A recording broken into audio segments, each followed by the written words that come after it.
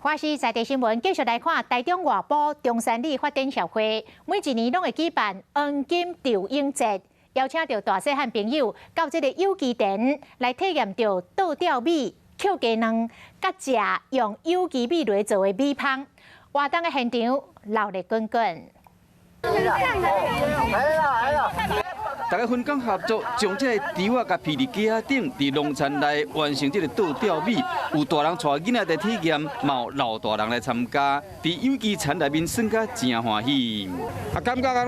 真好啦！地黄金照样地，大家来遮安尼，跟安尼讲看看咧，啊趣味一下，啊唔知影人来了解一下安尼。 老一辈人将米倒掉来泡日，将这个稻啊养分呢流到米内面，煮出来米当然就会芳骨甜。外埔中山里发展协会每一年透过举办黄金钓鹰节，让大家体验农作到有机田去捡鸡卵，推广农作的知性。古早就是鸡啊吼，来这食切啊，找伊的生卵啊，大家就是利用这个机会来田里跑一跑，让小朋友来奔跑。 外埔中山社区是有机无毒米的产区，最近几年来因为疫情影响，销路无好，社区理事长就家己开钱买有机米做米芳，让大家来体验，希望讲会使达到推广美食的目的。